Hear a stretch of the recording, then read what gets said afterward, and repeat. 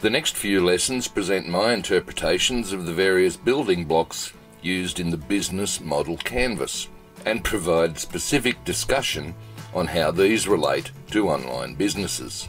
This lesson focuses on my discussion of the front-end building blocks of the business model canvas. Now, these 5 building blocks are the ones that are visible to your target audience, i.e.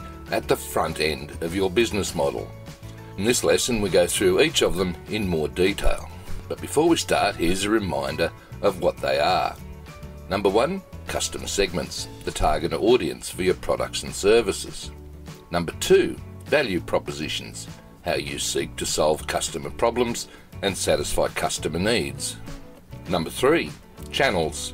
The value propositions are delivered to customers through communication, distribution and sales channels. Number 4, customer relationships. These are established and maintained with each customer segment.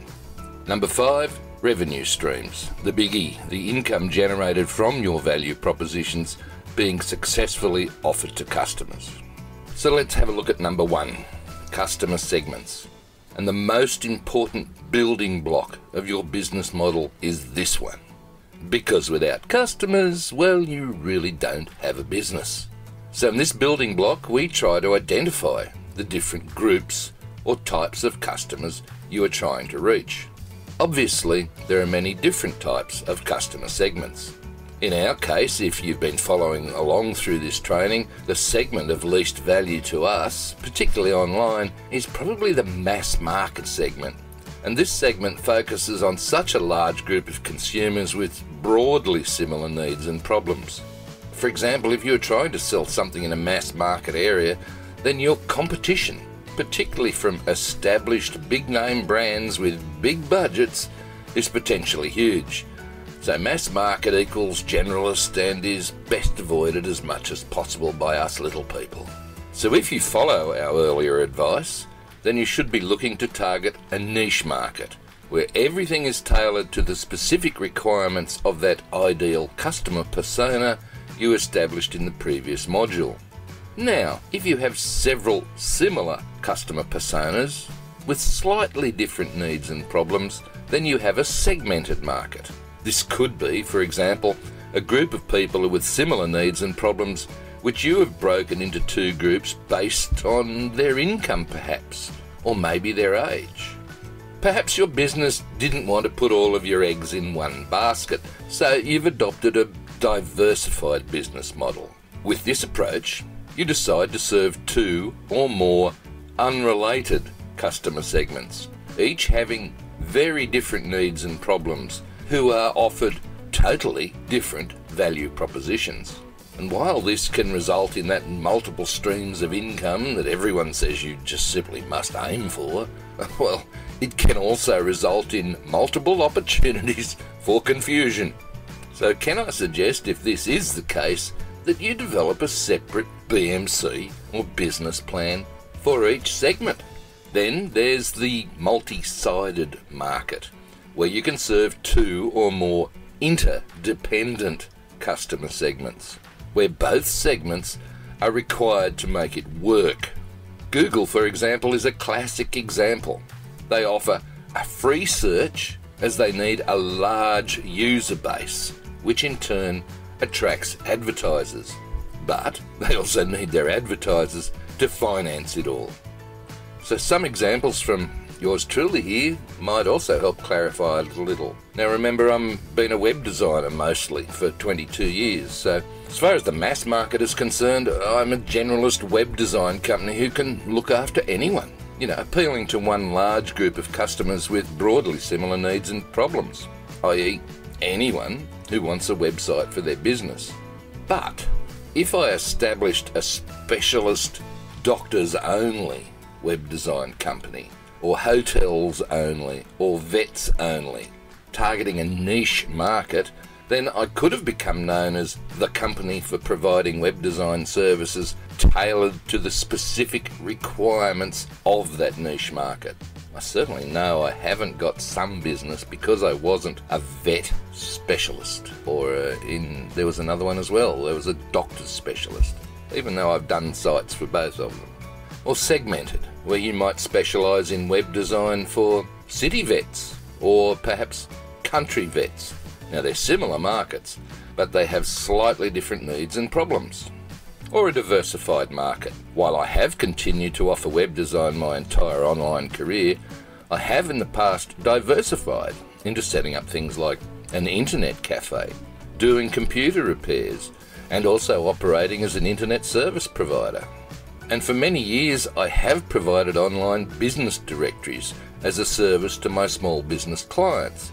Now this is a multi-sided market because as it builds up over time, it also provides free content and users that I can monetize through advertising perhaps and generate leads for my own work. However, the scale of the content base required to make good money from advertising generally puts this option way out of the reach of beginners.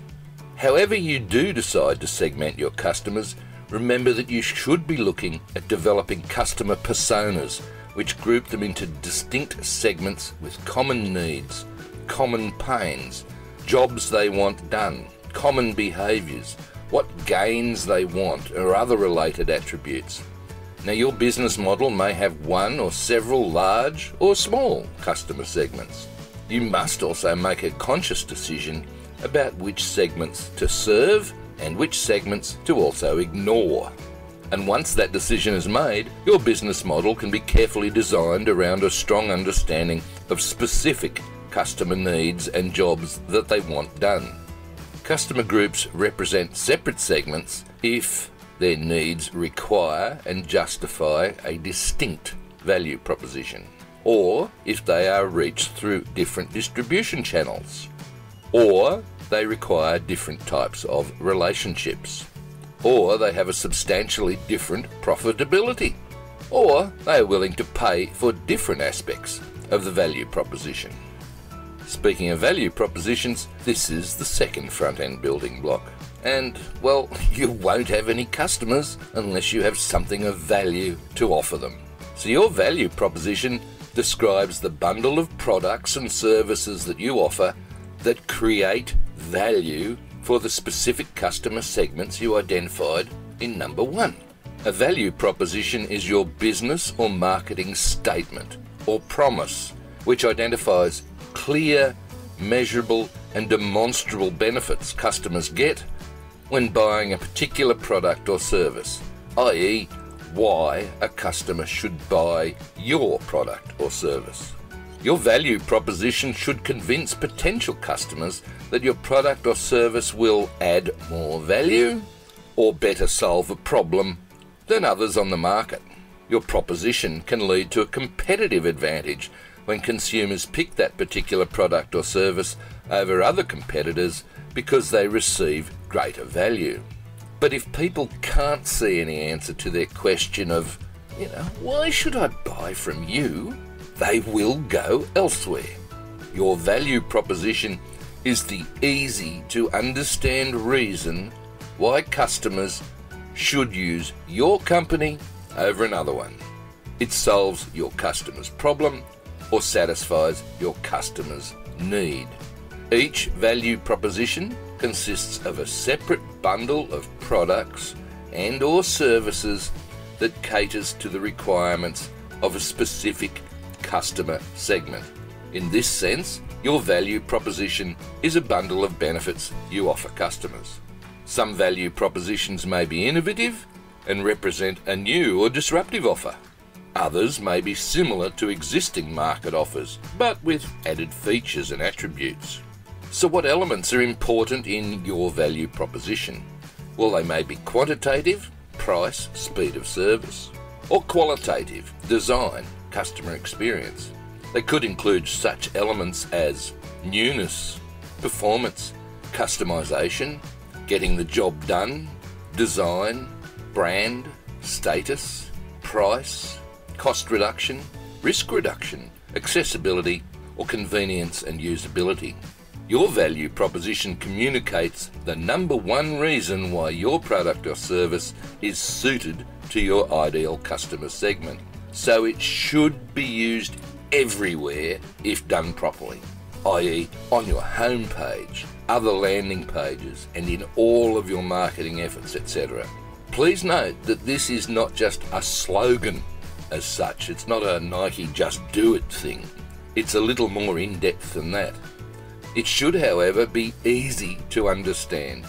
It should demonstrate specific results. It should differentiate you from your competition. It should avoid using buzzwords, and it should quickly communicate value to your customers. Parts of this presentation are used under Creative Commons license issued by Strategyzer.com.